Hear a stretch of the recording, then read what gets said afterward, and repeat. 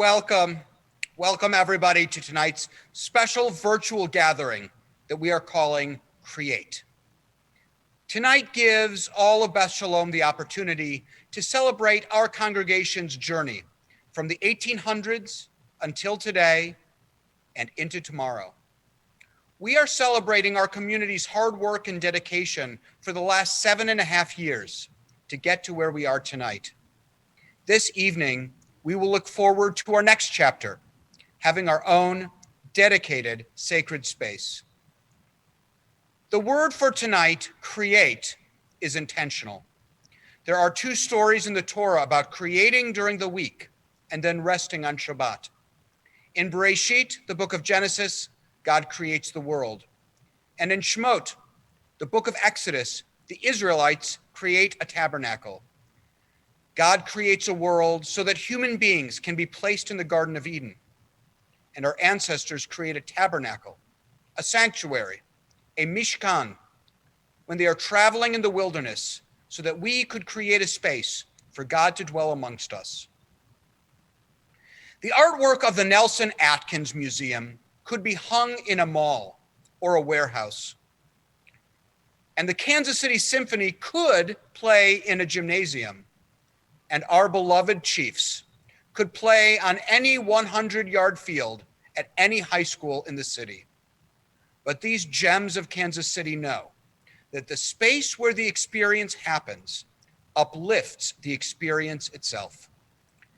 Tonight, we are going to hear about the importance of Beth Shalom to some of our families. We're going to learn about the background of this exciting project and why it's so important. We're also going to get a chance to see the latest renditions of the drawings, hear from our architect, and imagine our celebrations there together. Tonight's special, it is an interactive multimedia experience. You are going to see slideshows and videos that were created in a production studio specially for tonight, but I and many of our committee tonight are live.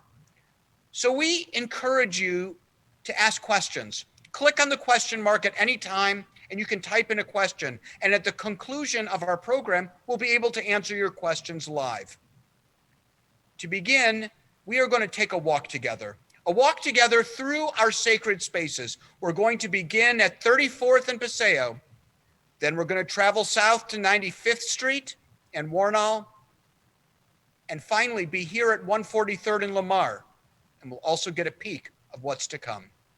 Thank you all, and welcome to Create. בשבעו של מעלו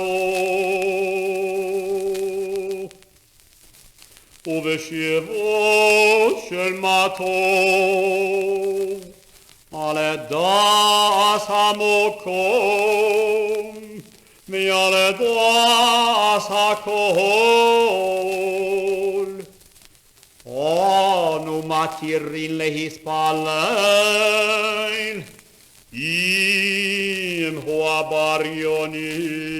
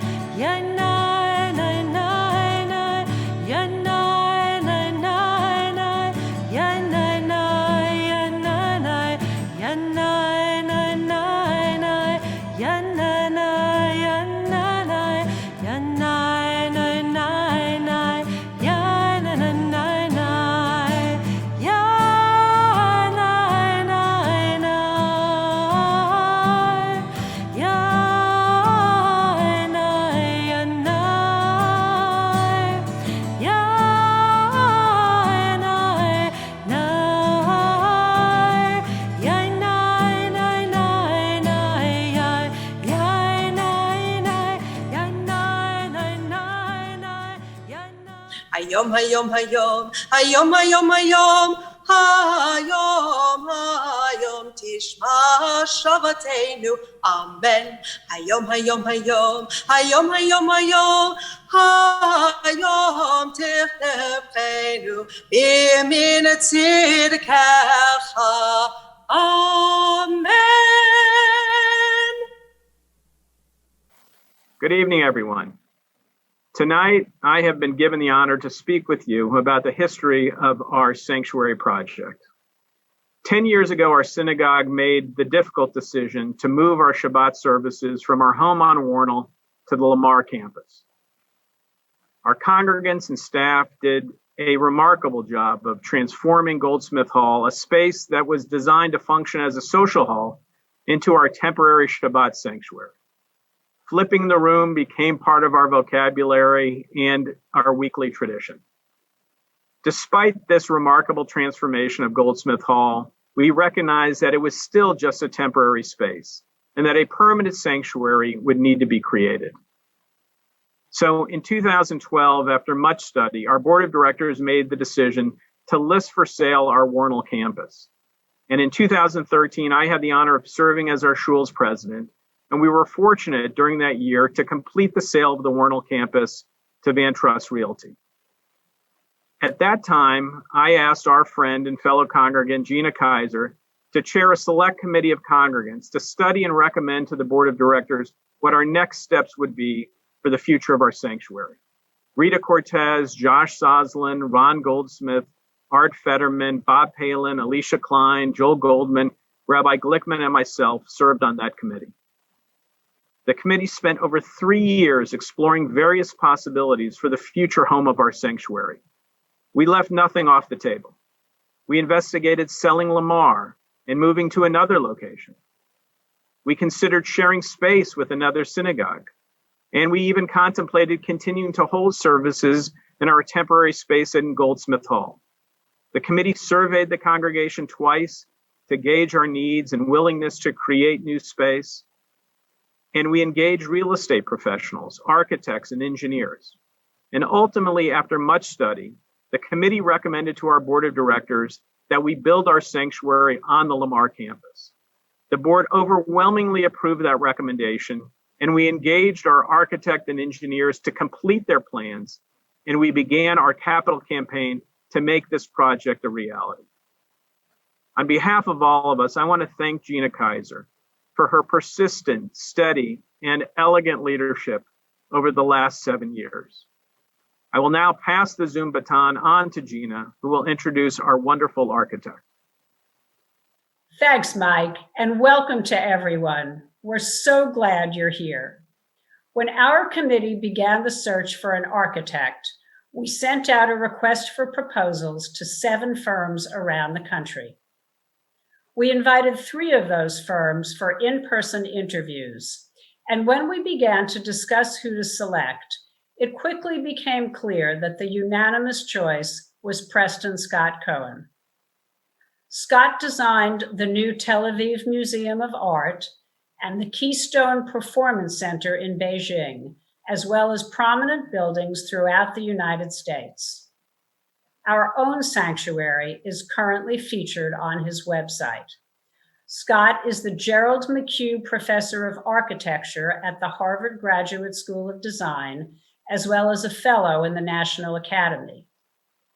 These qualifications certainly impressed us, but we chose Scott over other qualified architects because he listened. He did not come in with a set of rules about how a sacred space must look, or what it had to have, or what it couldn't have. He told us about an experience he had during a high holiday service when he was a child, and of how the light entering the sanctuary inspired him to become an architect. We chose him for his vision and his openness, and we have never doubted that decision.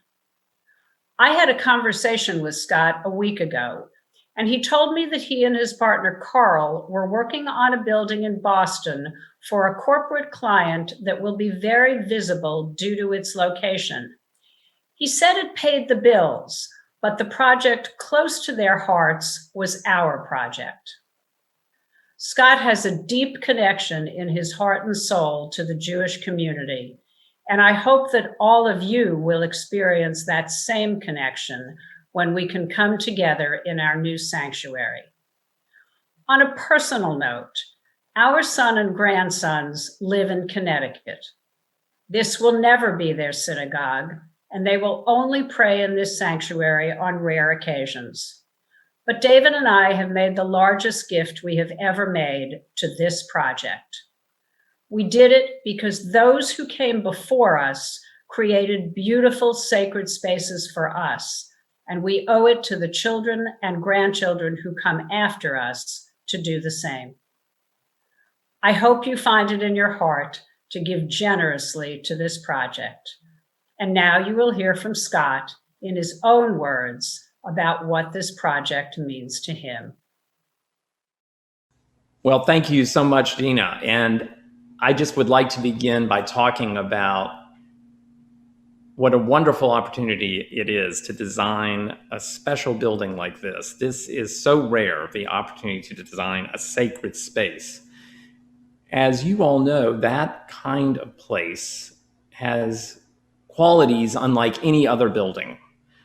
And I think what's beautiful about it is that in every scale, when it's only for Shabbat or when it's being used for high holy days or something in between, it works beautifully. It feels intimate. We have many places for people to be in this that are unique. As you're moving toward the bima, as you enter the room, as you look out of individual windows and you see these very special places where light is coming down in the forms that recall the Torah. The shape of the room almost makes you feel wrapped by a Torah. That reference is something that I think people will recognize, even though it's only subtle in a way. That form also is what gives the building its unique identity from the outside. It's a quiet building, but very inviting in the way that it's offset on the hill, one of the highest hills in the area. It really celebrates that. But it's really a building about how it feels from within. The views out from it into the landscape have been very carefully thought about. It flows very easily into the original building so that people can move between Goldsmith and the sanctuary. And it is part of that tradition that you have built, having begun in Kansas City, moved here. This is a continuing tradition. The building will hold that, will mean so much for the future of the congregation. Shalom, my friends. I'm so excited to share with you some of the drawings from Preston Scott Cohen and BNIM, showing us the computerized renditions of our new sacred space. Here we are, driving up Lamar. You can see the new building up on the hill, and it reminds us of the waves of the ocean, of the images of water. But as we come closer, we see it is actually the images of an unfurled Torah scroll. When we enter into this space, it will be like we are being enwrapped in God's word. And it makes us realize that we're entering a different space, a sacred space, different than a social hall, different than an auditorium, different than a gymnasium, a place that's used to build community and lift our hearts and our prayers up to God. Here we are inside the space. As you can see, these are movable seats that can be moved to create different setups for prayer. This is for a typical bar or bat mitzvah or Shabbat morning. You can see how close the chairs are to the table. This is where Chazan Ben Yehuda will lead the service from, where the bar bat mitzvah or other volunteers will be reading the Torah, where I'll be sharing words of Torah in the morning. The windows right now are abstract because the architects are working to find the most energy efficient, cost efficient, and physically safe way for us to get as much natural light into our space as possible.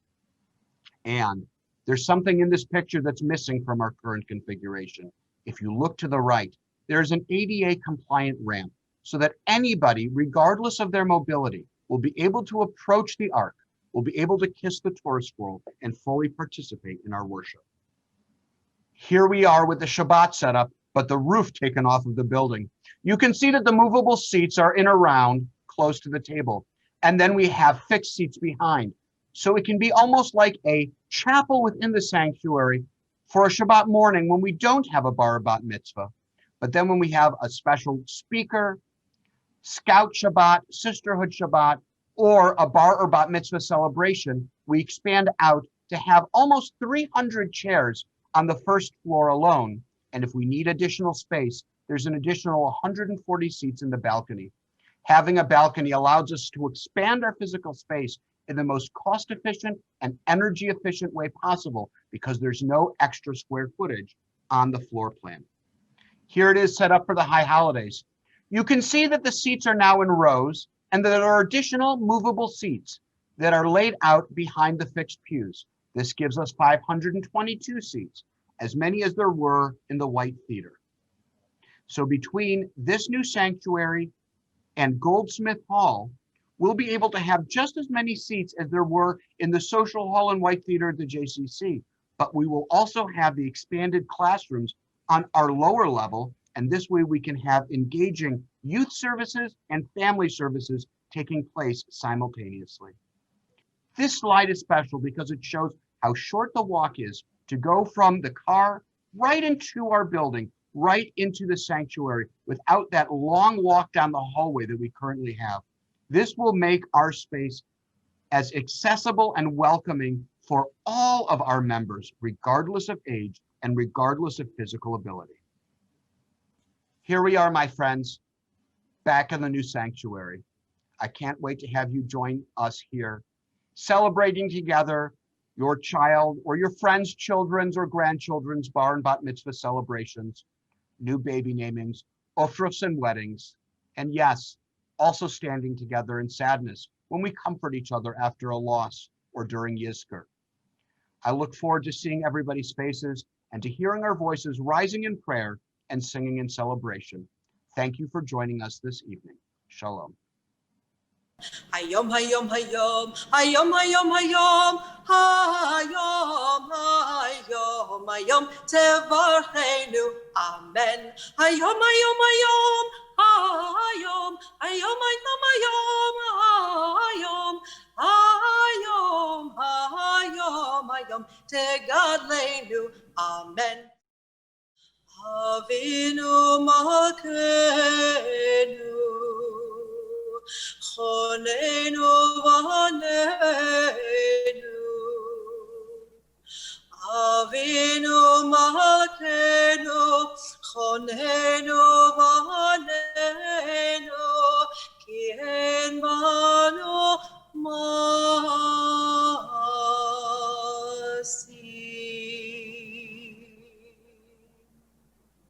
Nathan, are you ready to blow your shofar with me? Okay, let's hear it. Tekiah.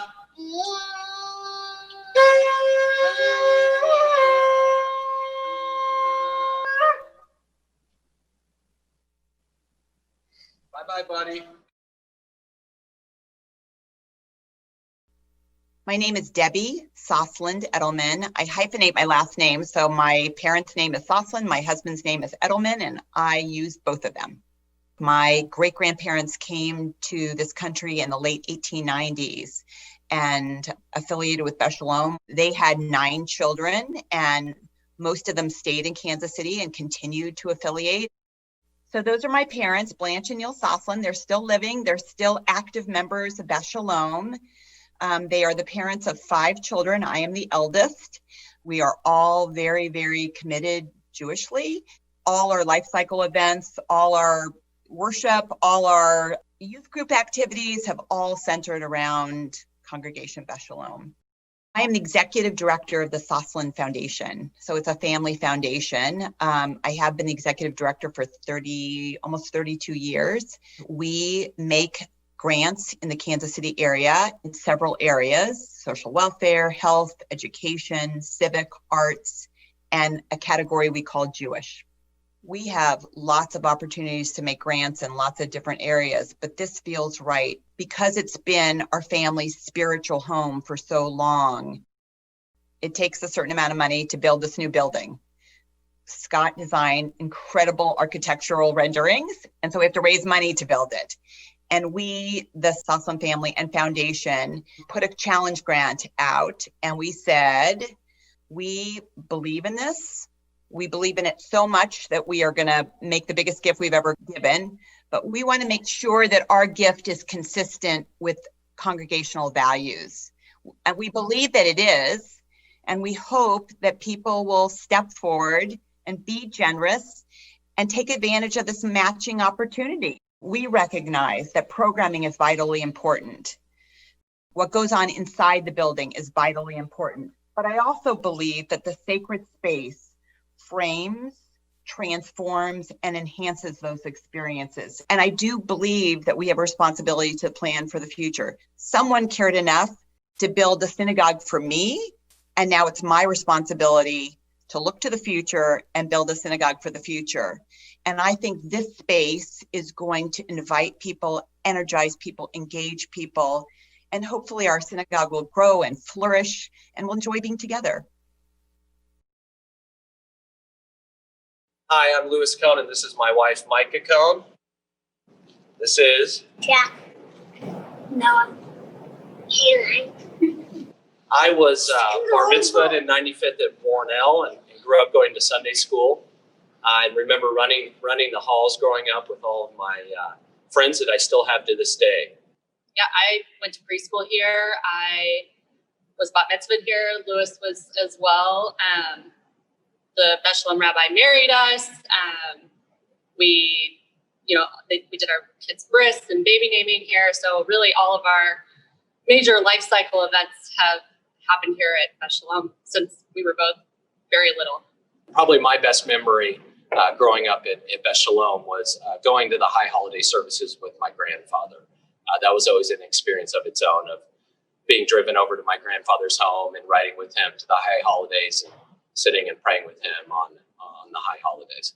My mom was a preschool teacher here.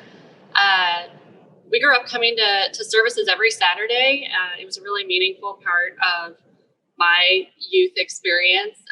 It really helped instill a strong Jewish identity for me. Synagogue has always been here for us, and the sense of community, whether it be going to Sunday school at Beshalom, having our bar and bat mitzvahs here at the synagogue, and the passing of my mother and having the support of the Beshalom community during a difficult time. I think the reason we made a commitment to the new sanctuary that is going to be built is it's important to us for our kids to experience what we got to experience at 95th and Warnell, and to have these big life cycle moments in their life in the new sanctuary, and to be surrounded by friends and family to see our kids be bat mitzvahed and b'nai mitzvahed in the new sanctuary, and to celebrate the high holidays in a space that we can truly call Beshalom space.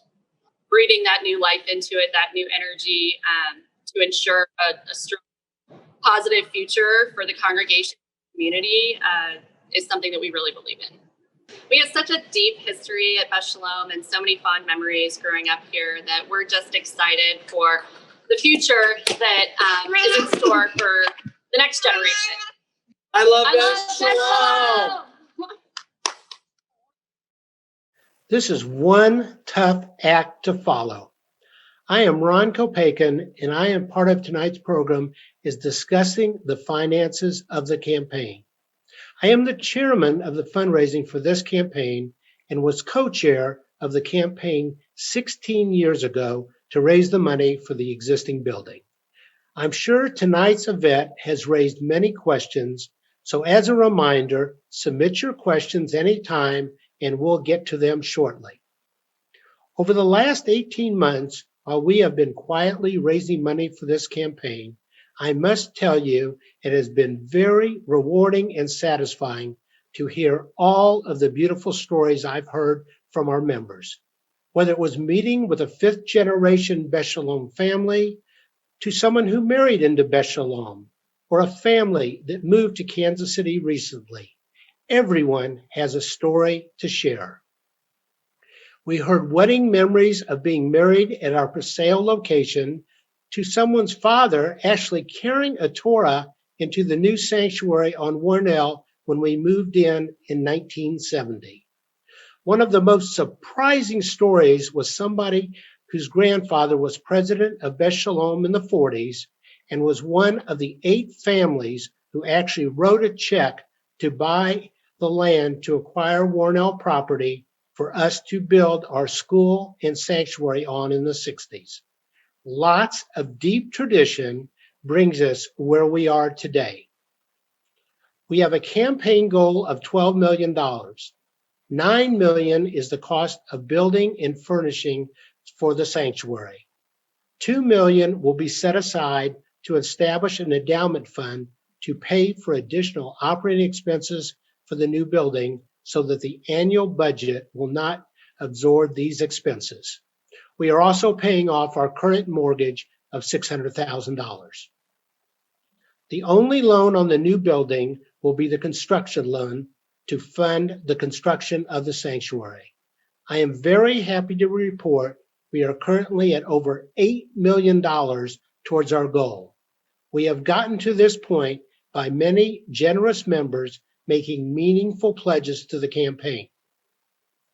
It has been very gratifying to see the young members in the 35 to 45 age group make a commitment, and the amount of 50 to 65-year-olds who are now in a position they weren't in 15 years ago make a meaningful gift to the campaign.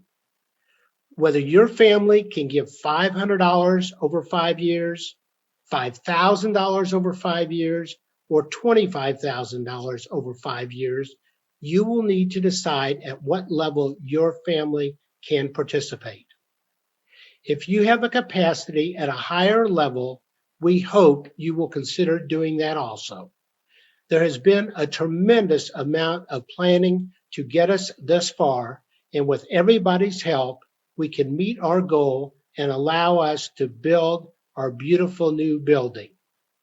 I would like to turn the program back to Rabbi Glickman. Thanks, Gina. Thank you, Mike. Thank you, Scott from Boston. Thanks, Khazan. Thank you, Nathan, my favorite shofar blower. Thanks, Debbie. And thanks, Lou, Micah, and your beautiful kids, Jack, Noah, and Caroline, and Ron. All of you, thanks for participating in tonight's presentation. We really appreciate it. This is a unique opportunity for all of us. We have the chance to come together to create the space where babies will be named, where children will celebrate the cusp of adulthood with B'nai Mitzvah celebrations, where we will dance on Simchas Torah and cry at Yizkor. Before any of us were Jewishly conscious, there were individuals who came before us, and they built our Jewish spaces before we even came on the scene. Some names of those builders may still be familiar to us. Many of those names have been lost to history. For over a century, there have been brave individuals who took risks and knew that they wanted to create holy spaces for our synagogue, Beth Shalom, for our children, for our grandchildren, for the children and grandchildren of their friends. And they also created that space for other generations who would arrive anew in Kansas City that they couldn't imagine. We are continuing this legacy, and now it's our turn. Just like in 1929 and again in 1964, the role of the synagogue continues to meet new challenges. We have learned this more than ever during this most unusual year. But so many elements of life are changing, and at the same time, so many don't. The needs of prayer, of mourning together, of celebrating together, the needs to hold each other and dance with one another, to sing out loud together, to argue over the Torah together, to pass on our values from one to another. These needs are very much here, and space helps. So we are here after years of Gina and other leaders putting into reality the vision of so many congregants to create a space of our own for life's most holy moments. You saw the pictures The space itself cries out to us that we have a mission that is rooted in the eternal and not the temporal. I'm going to close with the vision of Rabbi Cohen. Not Rabbi Alan Cohen, our dear friend who was my predecessor and helped our current school classrooms, social hall, and offices be built. No, instead tonight, I'm going to remember Rabbi Samuel Cohen. Rabbi Samuel Cohen, was Beth Shalom's first American-born rabbi. He was a graduate of the newly created school, the Jewish Theological Seminary, and in 1918, this is what he wrote. Western Jewry, that's us in Kansas and Missouri, we're the ones who live out west. Western Jewry is breathing a purer and freer air that will go from strength to strength, flourishing, developing until it will become spiritually what it is now only geographically, the center of Jewish life in this country. I pray that we have the courage and the strength of spirit to continue Rabbi Cohen's vision even more than a century later. I want to tell you a story. There was a community in Eastern Europe that built a new wooden synagogue for their congregation. It took so many weeks and months of artisans working 6 days a week, and the time came for the grand opening of the synagogue. The entire congregation walked in, and the president of the synagogue said to the rabbi, "There's a mistake in this building. There aren't any lights." The rabbi replied, "Look at the walls. Look up toward the ceiling. There are hooks. When you come into the synagogue, everybody needs to bring with them a lantern or a torch when they walk to shul. You must bring the light each week." And so, my friends, I invite you tonight, please, help us build this sacred space. And when it is finished, I invite you to bring your bodies and your souls, your voices and your prayers, and that will be the light inside this sacred space.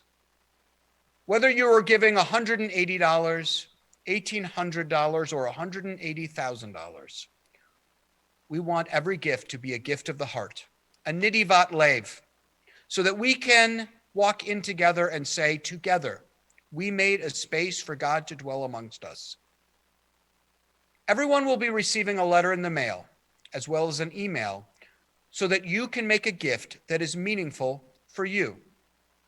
This is not an assessment, but it is a request. And I want to share that you can actually make a very meaningful gift for less than what you might think. For example, if someone wants to make an $1,800 gift, if you spread this out over 3 years, it can be $50 a month. And if you wanted to give $3,600, just increase that by $10, but add 2 more years. So for $60 a month for 5 years, you've donated $3,600. It's the cost of a few lattes a week, and you are a builder on this project. For many families in our community, this is already the largest pledge that they've ever made to tzedakah. Families have dug deep to make this happen. Quite frankly, there has never been a better time to make a meaningful charitable gift. Creating a sanctuary is a once-in-a-generation opportunity, and helping create truly an architectural work of art may be a once-in-a-lifetime experience. And with a generous Soslan Family Challenge grant, our gifts will go further than ever before. So thank you to the entire Soslan family for inspiring us to make ourselves a spiritual home. Annie and I and our family, we are also giving to this project. And I hope that you will join us in building a sanctuary so that God can dwell amongst us. I want to thank everybody for taking time out of your schedules to be with us tonight. And I'm going to turn this over to Jason Krakow, the president of our congregation, for a special message. Thank you. Thanks, Rabbi Glickman, and thank you to the hundreds of you who are joining us tonight to be together as a congregation. You can see the enthusiasm and the support in our community for this project, with over $8 million already committed. On behalf of our board and the membership of Congregation Beth Shalom and future generations, I extend our deepest appreciation to the visionary generosity of the Sosland family and the Sosland Foundation with their challenge grant, and the Krumholtz family, who together have enabled the rest of us to come together through this gift. I also sincerely appreciate the leadership of Gina Kaiser, Ron Kopaken, Michael Abrams, and Art Fetterman. Together, they've worked with Ellen Court and the team at Byrne Pawlowski as such important partners in achieving the milestone that we've reached now to launch this, our final phase of fundraising, with 500 families or so to reach and to speak to help us meet this final $2.5 million goal. Thanks also to Rabbi Glickman and to Steph Williams, who dedicate their talents in ways that give us confidence that what we create today will engage and inspire us well into the future. While yes, we are enduring a virus whose spread must be contained to keep our community healthy, what we've learned is how to be more nimble, more creative, as we inspire meaning in the lives of our congregants. And we've also learned just how much we miss physically being together. And I know that this virus will ultimately give way. And when it does, I believe that what will spread is the very healthy desire to come together in celebration, in gratitude, and with a renewed commitment to the value of community. And with your help, we will come together in a place that is worthy of our traditions, worthy of the great history of Congregation Beth Shalom. And it will assure that our next generation thinks so too. And finally, to the families who shared their personal stories of giving tonight, the Soslands and the Cohens, but the many others along the way. Your stories touch our hearts, and I'm confident that your examples will be honored by the hundreds of congregants who are now invited to take part in this unique opportunity to create our future. And on a personal note, each of our children became bar and bat mitzvah at Congregation Beth Shalom. Morgan in the sanctuary at the Warnell building. And just 2.5 years later, Caleb, a bar mitzvah in Goldsmith Hall at 143rd and Lamar. Both, of course, were special events and will forever shine brightly in our memories. We're grateful for both of these spaces and that they were endowed by generous donors. And they were places where our friends and our families came together in celebration and in support of our kids. But there is something special that happens when a sacred event happens in a sacred space.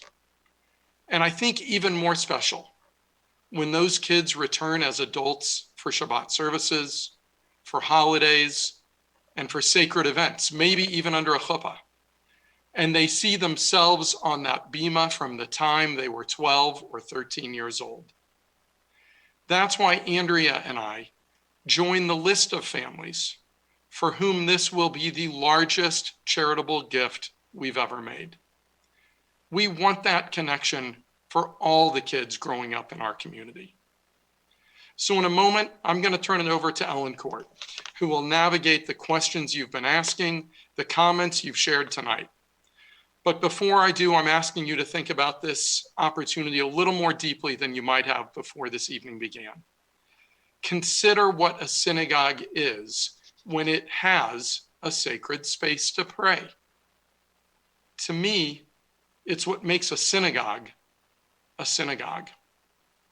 The time is now, members of Congregation Beth Shalom, for each of us to join the families to meet the challenge grants so generously offered, and to honor our traditions, to commit to our future, and to create our tomorrow. With that, I thank you for your time, and I turn it over to Ellen Court, who will field our questions. Thank you.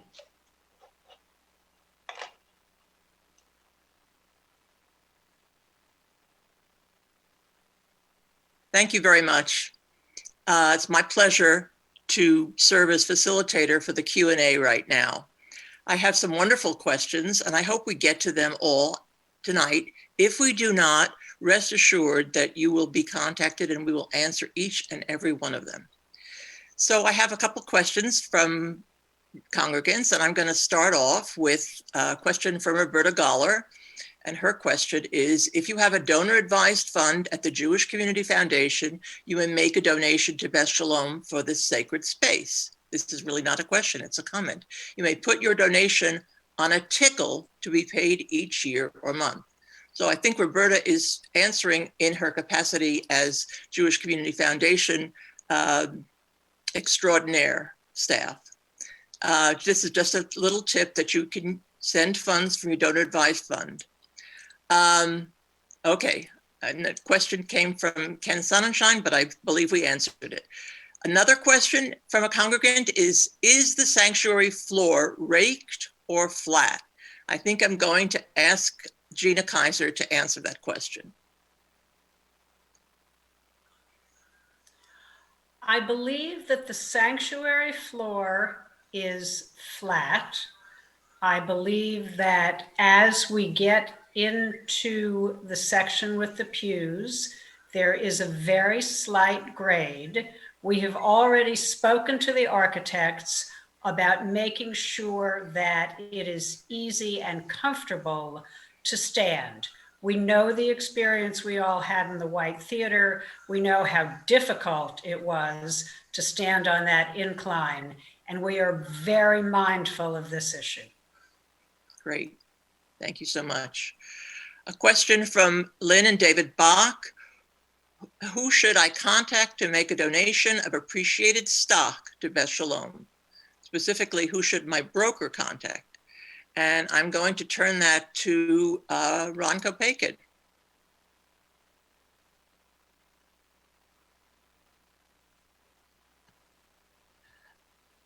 Okay, thank you very much for that question. And Steph Mistler would be the proper person to contact after tonight. Great. Another question from a congregant is there anything unique about the acoustics of the room? Man after my heart. Will it support a choir? Going to turn that over to Gina again. The answer is yes. We have been working as the local architect on the ground with BNIM. For those of you who don't know, BNIM worked on the addition to the Nelson Gallery, but BNIM also worked on and was the local architect for the Kaufman Center for the Performing Arts. They are highly sensitive to the issue of acoustics. The acoustics in the Kaufman Center are unbelievable. They have substantial expertise with these issues. They are already talking to us about acoustical engineers. That's a long answer to a short question, but the acoustics should be wonderful. Great, thank you. Another question from a congregant, very important. Will the matching gift offer expire this December 31st? And I'll turn that over to Ron.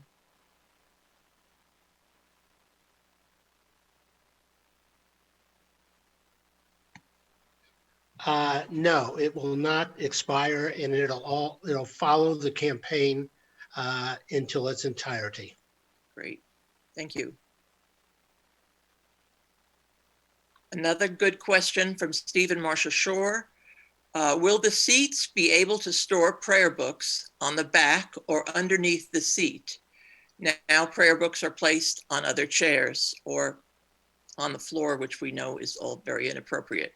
So again, I'm going to ask Gina to answer that question. The answer is yes. The chairs that we are contemplating will have some sort of shelf underneath them where we can store the prayer books. Great. Another question, will someone be able to talk more about this with me personally? And I guess I'm going to turn that over to Ron. Yes, after tonight, please, I think that our emails are included in the pieces that you will be receiving both by email and by snail mail, or please feel free to contact the office tomorrow. Great.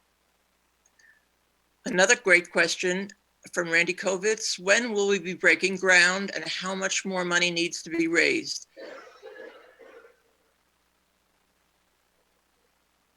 I'm going to ask Gina for that question. I'm going to take them in reverse. Okay. We currently have somewhat more than $8 million. The goal for this campaign is $12 million. $9 million is for the building. $2 million is for an endowment fund so that any increased expenses that the building generates will be covered by that increased endowment. We do not want to create debt for future generations or for ourselves. The remainder will go to pay off our existing mortgage. So we are somewhat north of $8 million.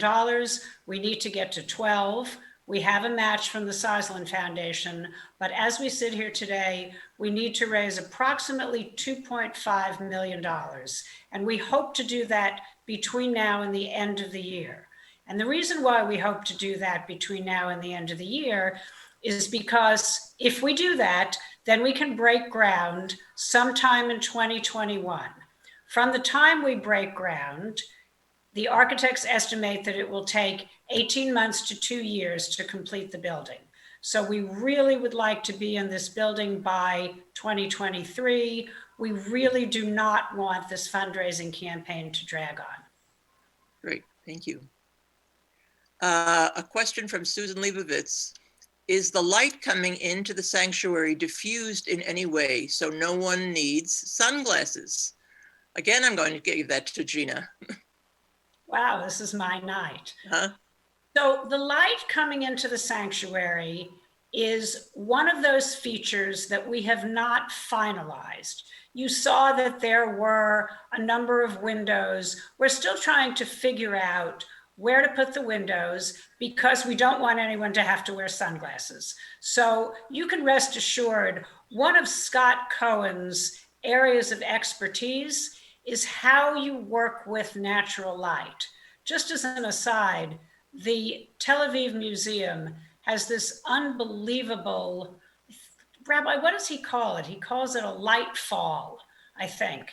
And Yeah. there's actually a book called Lightfall, where Scott's lighting designs and the effects of natural light are highlighted in this book. So you can be sure that you will not have to wear sunglasses in the sanctuary. Great.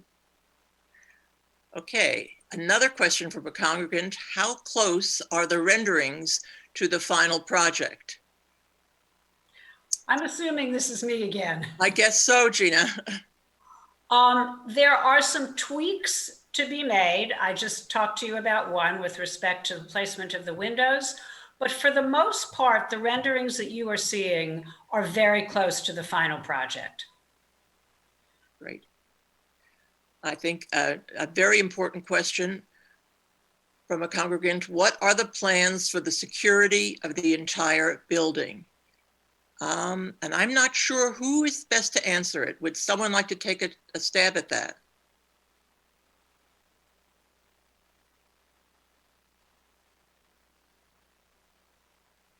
I can answer it, Ellen. Okay. We know that that security is going to continue to be at the forefront of our concerns as a congregation. We have had many improvements to our facilities just over the last 4 years with added cameras, with added secure doors. And as we are designing it, we are going to be embedding it with whatever the most secure recommended options are that we can have. And we also know that there's going to need to be special attention to security with the special entrance for the entrance by the new grand foyer that's going to be right by the sanctuary. So that's top on our list for us to look at as we continue to build. Okay, great. Okay, let me see.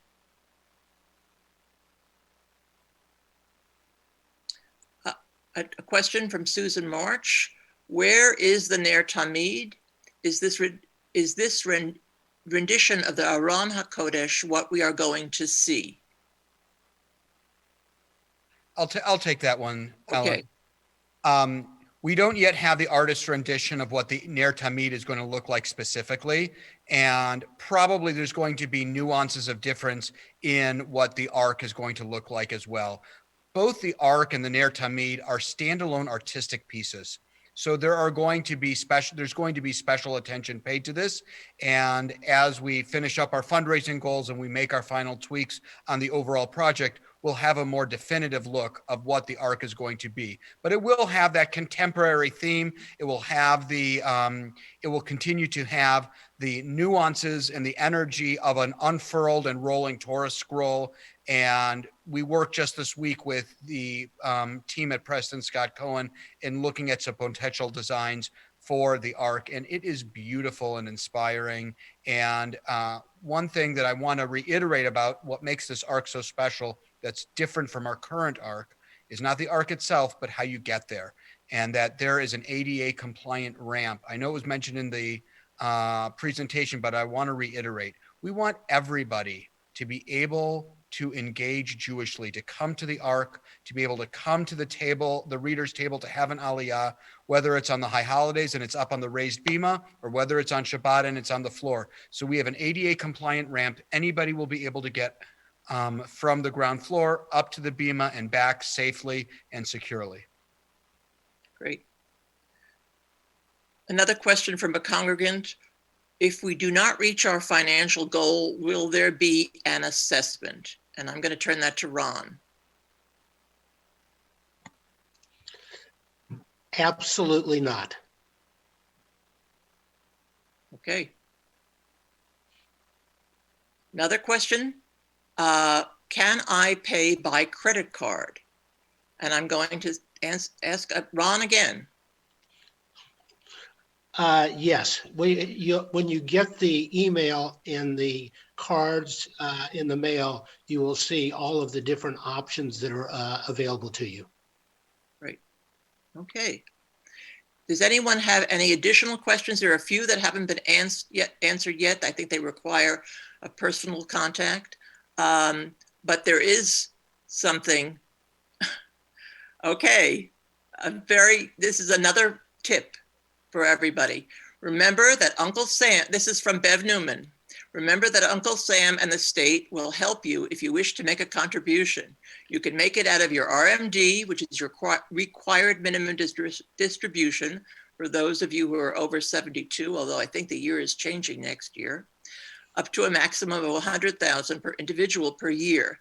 This will reduce your taxable income. Most Americans no longer get a deduction for charitable giving because of the significant standard deduction.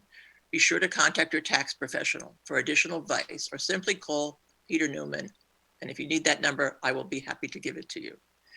So on that note, I would like to say that we will answer any additional questions. If you get them in the middle of the night, feel free to write it on this site or just go to Beth Shalom Sanctuary. I think it's a /sanctuary, and we will be happy to get back to you on that. And for right now, I would thank you very much and turn it back to Rabbi Glickman. Thank you, Jason, for your earlier inspiring words. Thank you, Ellen, for facilitating this high-tech question and answer session.